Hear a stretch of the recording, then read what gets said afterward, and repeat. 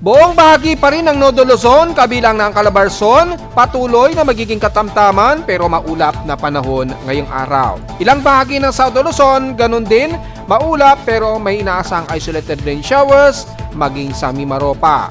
Patuloy pa rin ang pag-ulan sa Eastern Visayas bunsod ng extension trough nitong si bagong low pressure area na Invest 94W sa Eastern Visayas at Mindanao. Inaasahang bago mag-weekend, patuloy na magkakaroon ng malawakang pag-ulan sa nabanggit na lugar. Posibleng bagong convergence na susunod kay 94W, binabantayan.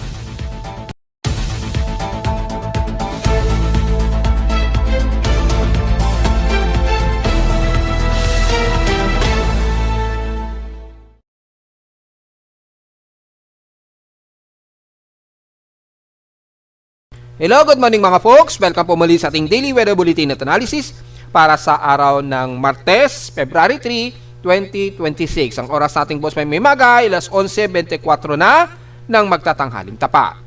Tuloy pa rin ang ginaw, dala po ng amihan dito sa Metro Manila at ilang karatig ng Northern Luzon on most areas ng Northern Luzon. At magiging katamtaman pa rin pero magiging maulap na tuloy-tuloy ang lagay ng panahon natin. Gagangat, magiging mas maulap at may mga kalat-kalat na forecast ng pag-ulan sa may bandang Southern Luzon. Inaasahan pa rin na magtutuloy din ang pag-ulan sa ilang bahagi ng Eastern Visayas at Mindanao, bunsod rin ng pagpatuloy ng surface trough, lalo na yung extension trough nitong si bagong Invest 94W ay nag-aabot na dyan sa bandang silangan ng Mindanao na kung saan embedded ito ng surface trough. At dahil po dito ay patuloy po kayong magkakaroon ng mga pag-ulan po this whole week bago umabot ng Biyernes ay tuloy-tuloy po ang magkakaroon tayo ng malawak ang pag-ulan ngayon dyan. Depende po sa pagbaba ng atmospheric pressure nitong si 94W paglapit dyan, pero expected po ang malawak ang pag-ulan ha. So magdala po lagi ng payong dahil expected ang buong weekend ninyo na darating ay magiging maulan. Sa ating current conditions, overcast pa rin tayo, gloomy haze at few clouds ang umiiral dito sa Metro Manila. Mula dito sa amin sa Caloocan ay medyo umaaraw naman na may pagka-windy po. So medyo overcast pa rin tayo na tuloy-tuloy na may kasamang ginaw, dala po ng amihan. Sa lowest temperature na naitala na kay weather station kininang 5:32 AM, pinakamababa na naitala sa amin na 23.5 degrees Celsius. Kanina ang madaling araw po yan, 5:32 AM. Kahapon, pinakahayas na ang 30.9 degrees Celsius. Kahapon ito ng hapon at 1:24 PM. So, mananatiling mababa aming heat index sa Caloocan na 36.5 degrees Celsius lamang. So, mananatiling mababa. Although mula kahapon sa 35 degrees Celsius, medyo tumaas ng konti. Pero considering ay mababa pa rin talaga yan, mga folks. Pero kung tatabi naman natin sa PX extremes in past 24 hours, nangunguna pa rin ang Gensan o General Santos City na may mainit na temperatura sila na 35.3 degrees Celsius at sa lowest temperature sa Baguio na tiling napakamalamig at ginaw na 13 degrees Celsius lamang ang lowest temperature sa bansa. Nasa ang Borongan Eastern Samar, nakatotal sila na naman ng 107 mm na grabing ulan. Dama na ang trough nitong si 94W na. Dahil ang most of eastern sections ng Visayas at Mindanao ay tuloy-tuloy na inuulan mula kahapon. Wala kaming naitalang pag-ulan ngayon, so wala kaming recorded pa since kahapon ng total rainfall. So diretso agad tayo sa ating outside humidity na medyo drier tayo na 62% lamang. So mabilis magpatuyo ng sinampay nito mga folks, at bumaba ito ng 2% since last hour. Very high pressure area pa rin tayo at 1,015 hectopascals. Mabagal ang pagbaba nito since last hour. So low tide po tayo mga folks, pero mataas pong alon natin ha. Inaasahan natin na mas maalon pa rin tayo sa hilagang bahagi ng Northern Luzon.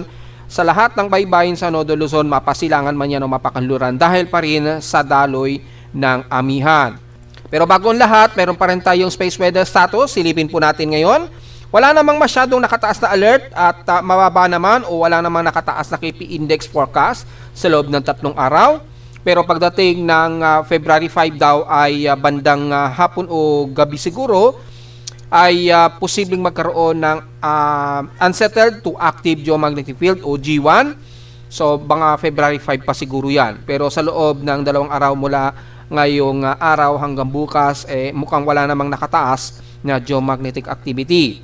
Well, epekto yan dahil sa nagkaroon tayo nga po ng influence o coronal mass ejection associated ito noong kahapon at nung isang araw. Yan, nung January 2.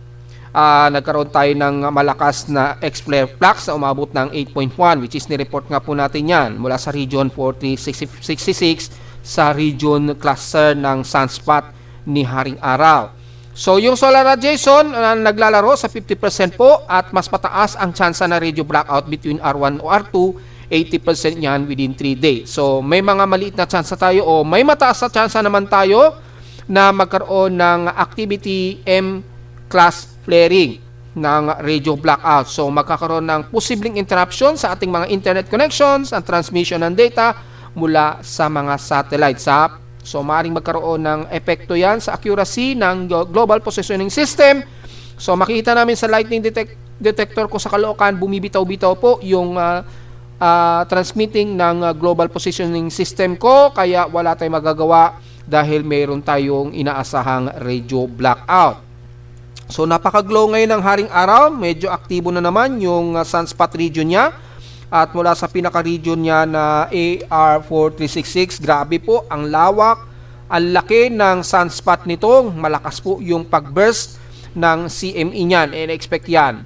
So bagamat sa sunspot number natin, daily sunspot number 131 ito, pero inaasahan na tuloy-tuloy po dahil sa grabe ang lawak ng cluster na ito ng sunspots. Ayun o, kitang-kita po sa region ng AR4366. So expected pa rin ang ating minor to active na geomagnetic field sa loob ng 3 araw. At mula sa ating solar X-ray flux event ay naglalaro pa rin sa minor ang ating X-flare activities. Mula pa yan noong February 1. So tuloy-tuloy po. At mapapansin natin, naglalaro pa rin between R2, yung ating X-flare. Yan, yung X-flare flux, patuloy pa rin na nagpropagate. So take note yan, wala naman tayong gaanong malalang proton flux. At yung ating geomagnetic activity ay so far ay tahimik, pero expected anytime pwedeng magkaroon ng significant impact yan base dito sa ating magnetometer monitoring care of NOAA. So patuloy ang moderate na ionospheric total electron content, mostly ay bandang Eastern Pacific na ito at ilang bahagi ng Indonesia. So medyo nagmo-moderate po yung kanilang TEC, pero wala masyado sa Pilipinas. Yung ating communications o yung ating plasma density so far ngayong araw ay hindi naman ganun kataas, bumababa ngayon, pero expected mag-ascending yan within 3 days po na maaring umabot ng more than 500 km a second. So patuloy ang 65 solar flare probability. So take note, obserbahan na lang po natin ang behavior nito anytime dahil patuloy tayo nakakaranas ng M-class alert at least M1.5 minor. Sa ating almanac ay sumikat ang Haring Araw kaninang 6:23 AM at lulubog po itong mamayang 5:55 PM. At ang ating moonrise and moonset na ngayon ay 98% illuminated na po. Warning gibbous. Ang liwanag ng full moon kagabi, no? So ang ganda. Halos walang kaulap-ulap. Maganda. Sana ganyan pagdating po ng March, no? Dahil meron tayong lunar eclipse next month. At sana ganyan ka-clear skies tayo para maganda-maganda ang ating magiging setup, yung magiging kuha natin next month. Sana, no? Clear skies tayo. So, i-ready na ninyo yung mga teleskopyo niyan, yung mga astronomer hobbies dyan sa tabi-tabi. Medyo ready-ready na natin yung ating mga telescope para sa susunod na buwan. So, warning gibbous na po tayo at 98%. Magmo-moonrise pa po yan. Mamayang gabi pa po, 7:13 PM at lulubog kinabukasan na ng umaga at 7:53 AM. So, alalahanin natin, meron na recorded na scheduled sa February 17 na annular solar eclipse, pero makikita lamang yan sa bandang Antarctica region. Yan. Medyo may partially na matatanaw sa bandang Madagascar. South Africa at South America, pero halos hindi na masyado halata. Yan. Karamihan South America sa may karagatan, pero delikado kasi bumiyahe daw dyan. Malakas yung current ng hangin dyan at dagat. Yan, malakas daw yung current dyan. So, bandang Antarctica, matatanaw yung pinaka perfect annular solar eclipse. So, mapaka-rare. Iilan lang siguro makakakita niyan mga folks.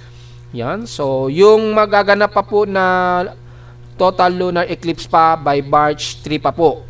Yan, March 3 pa po ng susunod na buwan. So, malapit na. Very ready na po. Isang buwan na lamang po halos ang natitira. So, starting na po tayo ng 31 days o 30 days. Yan, Martes po yan. Mga oras natin sa Pilipinas yan, mga 7:34 ang maximum peak. So mga paggabi pa lamang po nito, yan, mga 7:34 daw kasi yung maximum peak nito. So mga bandang alas 6, mag-ready-ready na po tayo. Mga 6 ng gabi, mag-positioning na po tayo. Or mga around 5:30 siguro, bago mag-start yung total lunar eclipse niyan. Matatanaw natin yan sa Pilipinas. Hindi nga lang maximum, dahil ang pinaka-maximum na makakakita niyan, dyan sa pagitan, malapit sa Hawaii. Yan, sa Hawaii, mas perfect yung total lunar eclipse. Mas malapit yung pinaka-sentro sa may bandang Hawaii.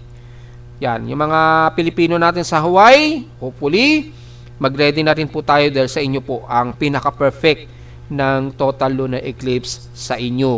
Samantala sa ating local weather outlook, para ngayong Tuesday and Wednesday, well, clear skies naman daw tayo. Base dito, well, mapapansin naman natin, medyo nagki-clear skies naman tayo sa halos maghapon.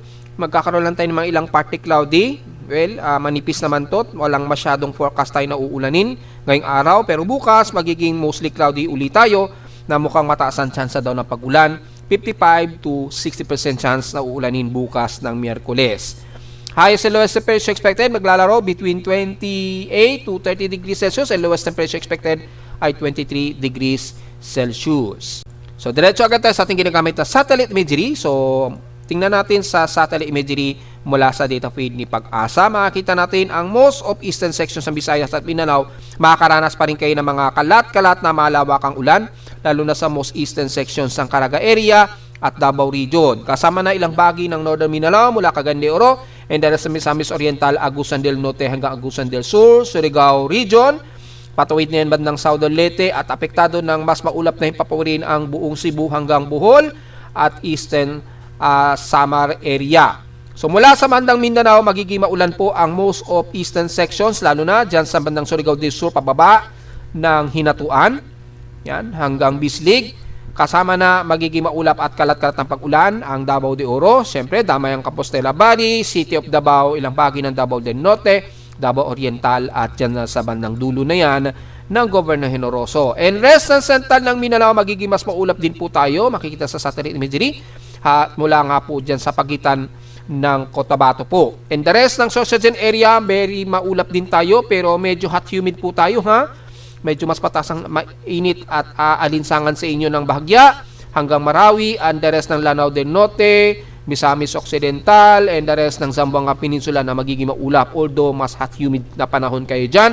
Isolated rain showers and localized thunderstorms ang inaasahan natin hanggang sa Zamboanga Peninsula, Basilan, Hulu-Sulu, na kung saan medyo mas moderate ang panahon sa dulong-dulong bahagi ng Zamboanga, Basilan at Hulu-Sulu, pero nakataas sa 60% ang mga localized thunderstorms daw. Mula sa bahagi ng Visayas, samangitan natin ang most eastern sections ng Visayas na magiging maulan po tayo. Light to moderate and some clusterized heavy rain showers ang aasahan natin. Kitang-kita po sa satellite imagery, apektado rin ang bandang Bohol at bandang hilagang bahagi ng Negros Region, kasama na ang buong Bacolod, yan, Canlaon, yan. Most of areas na yan magiging maulap at may mga inaasahang light to sa moderate rain showers and the rest ng buong Bayawan, pababa ng Dumaguete at Siquijor. Ang Panay Island, bagamat medyo mas katamtaman ng panahon, pero maulap ang magiging maghapon ninyo dahil sa yung extension ka po ng trap na umaabot dyan, pero hindi naman masyado magiging malakas ang busang ulan. Very isolated lang tayo at kung umulan man, ay minsan ang light to moderate lamang ang pag-ulan. Especially dyan sa may bandang Iloilo, Guimaras, hanggang dyan na yan sa may bandang silangan ng San Rafael Concepcion hanggang Capiz na yan. Sa bandang kanluran, at least ng Antique at hanggang Aklan, medyo moderate naman. Katamtaman ang lagay ng panahon sa inyo dyan at mauulap lang ang himpapawirin. The rest sa Southern Luzon, mula Masbate at bandang Romblon, and the rest ng Southeastern Luzon, magiging maulap din tayo. Medyo may mga mahina at katamtaman din ang tsansa na pag-ulan sa ilang bahagi ng Sorsogon hanggang Legazpi po. Pero the rest, magiging mas moderate naman ang panahon sa bandang Camarines Norte at Quezon Province, ganon din sa bandang Mindoro at Marinduque. Mangmi Maropag, kabilang na ang dulong bahagi ng Batara sa Balabac sa Palawan, magiging isolated po ang mga kalat at pag-ulan sa inyo. Pero mula Puerto Princesa hanggang El Nido, at least medyo moderate at medyo katamtama naman o fairly weather naman paminsan-minsan ang panahon natin dyan. So medyo magiging mas maaraw kayo dyan hanggang bandang Coron and the rest ng Mindoro at Southern Luzon, dyan sa bandang Quezon Province po at Camarines Norte. And the rest ng Calabarzon, Metro Manila at most of Northern Luzon, at least medyo moderate ang panahon natin. Nagpe-fairly weather pero nagiging windy tayo paminsan-minsan dahil unti-unti nagbabago na ng bahagya ang ating klima na. Medyo napupush up na po yung ating southeasterly trade wind dyan sa timog silangan ng bansa. Medyo lumalakas na po yung southeasterlies natin ng konti.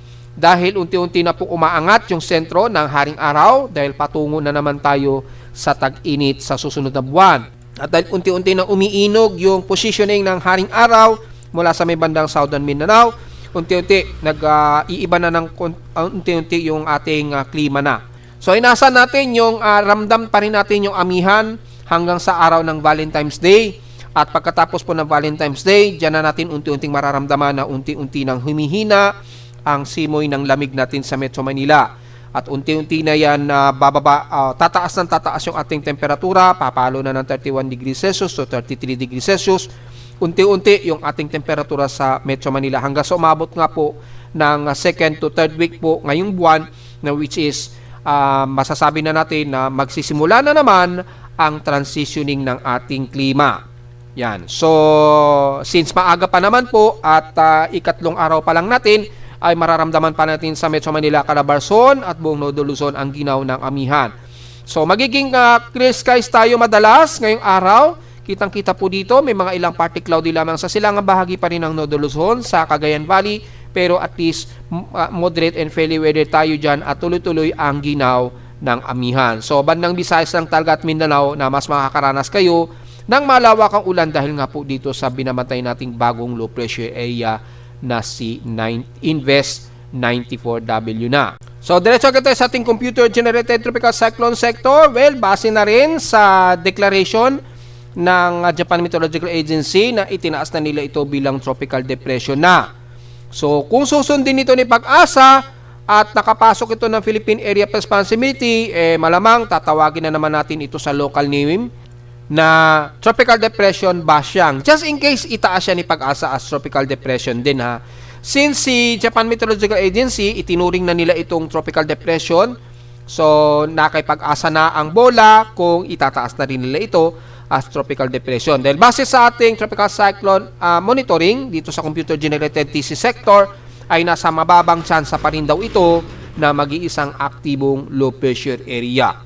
So malayo pa o magkaiba pa sila ni JMA o ni Pag-asa dito sa ating TC sector na isa na raw tropical depression mula kay Japan Meteorological Agency. So makikita natin dito ay mababa pa o maliit pa rin ang tsansa daw nito na maging isang aktibong low pressure area. Pero kung mapapansin niyo ay halos papasok na ito ng Philippine Area of Responsibility. So as of 8 o'clock AM mula sa ating TC sector, susukatin natin mula ito sa may bandang Bislig, Davao, Surigao del Sur.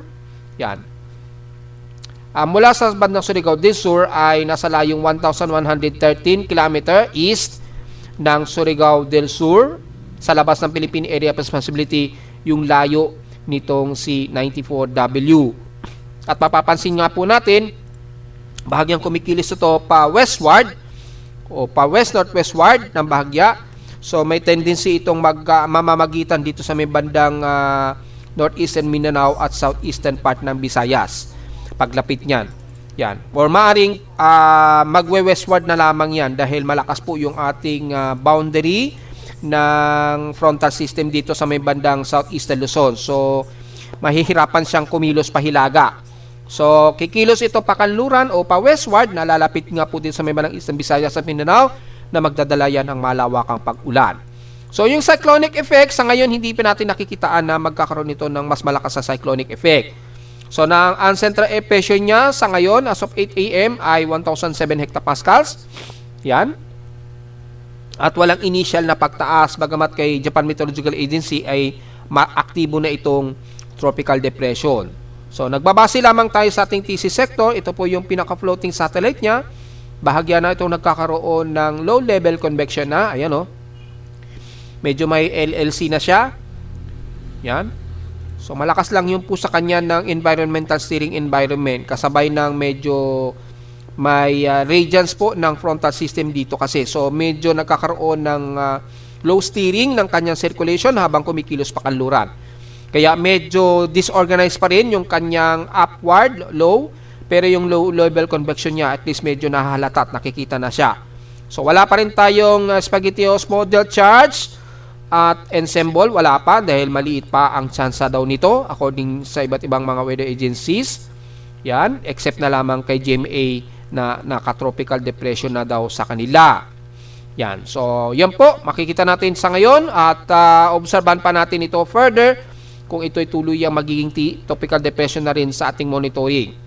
So, sa gustong magtanong paano ko nasabing tropical depression na kay GMA, mula dito sa ating Tropical Cyclone Advisories and Forecast, yan. Kay Joint Typhoon Warning Center ay Joint Typhoon JTWC ay under low chance of development pa rin to within 24 hours. Ayan, malinaw naman po. Pero pagdating kay Japan Meteorological Agency, makikita nyo po ay isa na itong tropical depression sa kanila.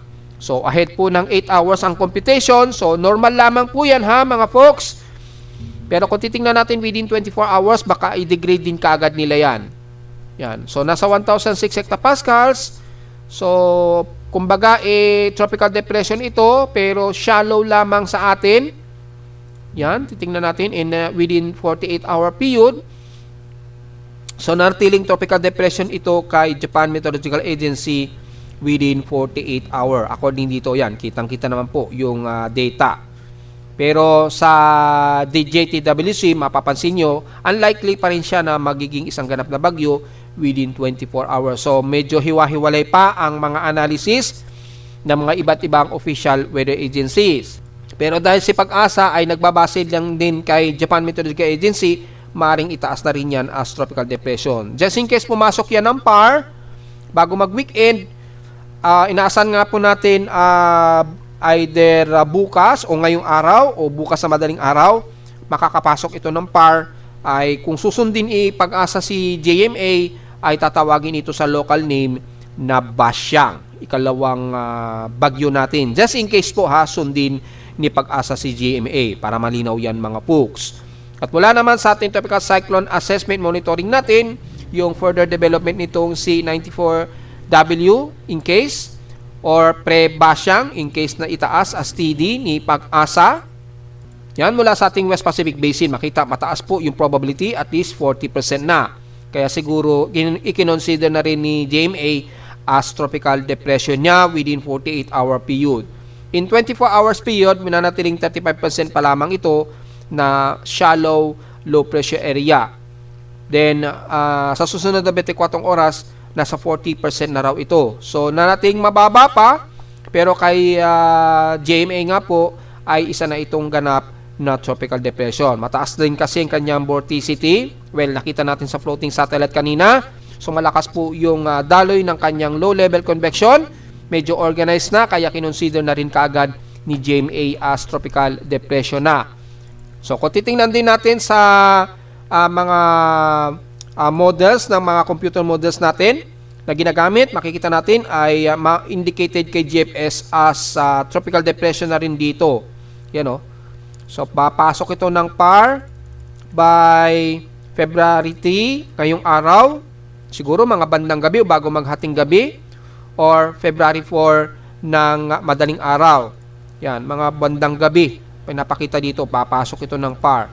Yan o. Yung atmospheric pressure nito, 1,004 hectopascal. So, posibleng itaas nga talaga yan ni Pag-asa bilang tropical depression Basyang kung sakaling pumasok ito nga ng PAR ngayong hapon o bukas na madaling araw. Kay SMWF naman, kung titingnan ay mababa rin yung atmospheric pressure, nagwa 1,005. So, parang mahinang tropical depression lang sakali ito kapag ito ay lumapit sa may bandang eastern sections ng Visayas o Mindanao. So, pwedeng itaas as sa tropical depression Basyang, pero isang klaseng mahinang klase lang na tropical depression ang nakikitaan natin dito. So, matinding pag-ulan ang ine-expect natin na maaapektuhan ang Eastern Visayas at Mindanao nito bago mag-weekend. So, bago mag-weekend, bago mag-Biyernes siguro, lalapit na yan dito, magdudulot na yan ng malawakang pag-ulan. So, ang paghandaan natin yung mga posibleng pagbaha po bago mag-Biyernes siguro. Baka bandang Thursday, mararamdaman na siguro yan sa Eastern Visayas at Mindanao. So, tignan na lamang po natin mga folks, at ganon din ang ini-indicate sa ibang mga weather agencies. Sa Global Spectral Model, mapapansin natin hanggang tropical depression ang indication dito. O yan o. Yung kanya mean sea level pressure, mapapansin nyo po, bumaba na sa 1,008 yan to 1,008 lang dito eh. So dito medyo malayo sa consistency ni Japan Meteorological Agency na pinakita ko kanina na nasa 1,006 hectopascals na, di ba? To 1,005. So kaya tinaas nila ito sa tropical depression. Pero makikita natin dito yung trajectory niya ay Eastern Mindanao ang tumbok niya. Yan, base dito ha, Eastern Mindanao ang tumbok. Pero sa actual satellite imagery halos pagitan po ng Southeastern Visayas at Mindanao. So ano man ang magiging trajectory nito, at least malinaw ay mag-ready po tayo sa may bandang Mindanao at Eastern Visayas. Kayo po ang mas maaapektuhan nitong aktibong low pressure area na ito. Makita natin sa Genesis ay most of Mindanao ang apektado hanggang 50 to 70 to 80%. Kaya paghandaan po natin sa buong Southeastern Visayas at Mindanao ha, matitinding pag-ulan ang aasahan natin yan sa darating nga po na Thursday, yan, according dito. So, bago talaga mag-Friday, malinaw dito ay maapektuhan na po kayo ng malawakang pag-ulan dyan. At medyo may bagong susunod na Genesis na manggagaling sa southeast of Guam. Well, kung pagbabasehan natin ang mean winds, ay posible nga po na may maaring sumunod kay 94W dahil mula sa ating convergence o mean wind convergence, medyo may nag-accumulate na naman dito na panibagong convergence sa southeast of Guam. Ayan o. Kaso, negative pa siya. So, halos wala pa sa 18 kilometers per hour. Tingnan natin kung magpapatuloy yan at mag-positive sa 18 to 22 kilometers per hour within 48-hour period. So, meron tayong at least 55-hour period para bantayan itong posibleng susunod kay 94W ha. Ayan o. May sumusunod sa kanya. So, malinaw sa pinapakita din ng Genesis forecast. So, tingnan natin in 120-hour period kung ito ay may susunod. Wala pang masyadong data. So, ibig sabihin ay unlikely pa ito na magiging consistent ang forecast. Tingnan natin sa T96 kung mayroong available. Mukhang meron. So, titingnan po natin mga folks. Yung T120 hours or bandang February 6 po ito na yung mag-weekend na. So, titingnan natin yung susunod kay 94W ay magkakaroon ba ng consistency ng forecast? Bahagyang meron. Ayun o. So, mukhang naglalaro sa at least 40% yung probability niya. At kumikilos din ito pa kanluran o pa westward din ang kilos niya. So, mukhang may posibilidad po na may susunod nga po kay 94W bago mag-weekend. After na makatawid nitong si just in case, maging tropical depression na rin kay Pag-asa na Basyang, may maaring sumunod dito kay 94W. Yan o. So, posible mag-invest ito, just in case itaas ng TC sector natin, 95W naman ang tatawagin, just in case po yan. Malalaman natin yan sa darating na weekend kung magiging highly consistent po yung forecast na ito. So, mag-update tayo tungkol dyan at ipopost din natin sa Facebook page yung magiging development. Dahil dito sa ating mga computer models, sa Festar pa lamang ang nakikitaan sa southeast of Guam. Pero nagkakaroon ng bagyong Coriolis. So, tingnan natin, mag-update din tayo anytime mga folks. Samantala sa ulat lindol, wala pa rin tayong naitala no nadedetect na malakas-lakas sa paghinig. Pero expected pa rin ang tuloy na aftershocks o tuloy-tuloy na aftershocks dyan sa may ng Sultan Kudarat mga folks ha. At mula sa latest data feed mula kay PHIVOLCS ay mula kaninang maga ay madaling araw ay wala naman tayo na itala na magnitude 4+, pero tuloy-tuloy pa rin ang aftershocks dyan sa Kalamansing Sultan Kudarat. Kaya ingat po sa mga kababayan natin dyan mga folks. Ayan, sa Kalamansing na naman yung latest na pagyanig dyan. Tuloy-tuloy pa rin sa 189 aftershocks ang cluster ng lindol dyan. So since wala naman gaanong malakas na pagyanig na nadedetect, diretso agad tayo sa ating historical earthquake data. Kung ilan na po yung total earthquake natin for the month of February, pero mukhang hindi pa rin ito nasa separate ni PHIVOLCS yung month of January and February, so wala muna tayong magiging count, pero expected natin kakunti pa lamang yung total earthquake natin dyan ha. Yan, so wala tayong masyado pang maika-count. Antayin natin siguro hanggang sa mag-separate po yung month of January and February. Hindi pa rin kasi nasa separate ni PHIVOLCS. Kung i-filter out natin yung 2026 sa historical ng USGS, tingnan po natin. End month February. Try natin kung iwawan man natin. Kung pumasok na po yung mga paginig sa may ng Sultan Kudarat, wala pa. So probably ay dalawa pa lamang yung medyo mas malakas na paghinig natin. Isang magnitude 6.4 na lindol dyan. Yan, no? Sa may na Davao Oriental. At ito naman masyadong malapit, malayo. Ay. Malapit lamang ito sa may ng Malinguane. Halos sakop ito ng Indonesian Peninsula. Pero malayo ito sa bandang Davao Occidental o bandang Sarangani. Pero pasok yan sa reading ni PHIVOLCS. So wala tayong magagawa. Isinasama kasi yan ni PHIVOLCS. Ayan, kitang-kita naman po dito. Yan, kasama yan sa bilang daw ni PHIVOLCS so wala tayong magagawa mga folks. Pero malinaw dito is yung pagyayanig pa rin natin, patuloy pa rin sa may ng Sultan Kudarat at ilang bahagi pa rin ng Surigao region at Davao Oriental. Although mas kakunti na lamang sa may ng Davao Oriental yung mga aftershocks pa rin, ang mas marami ngayon na tinututukan natin dito sa member ng Sultan Kudarat. So mag-iingat po tayo mga folks. At narito naman ating 3-day to the weather forecast para sa ikatlong araw na ng February 2026.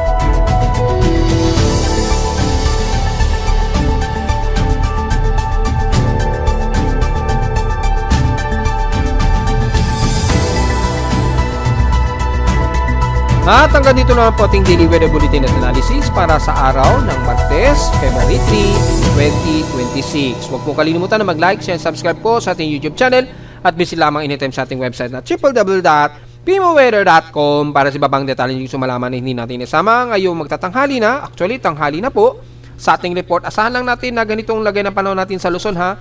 Magandang panahon na may medyo windy tayo at ginaw pa rin dala ng amihan. At visit lamang sa ating website sa gusto malaman pa rin ng dynamic events mula sa reading ng ating aparato sa Caloocan at sa data feeds mula sa iba't ibang weather agencies. Maraming salamat po mga folks at magandang araw po sa ating lahat.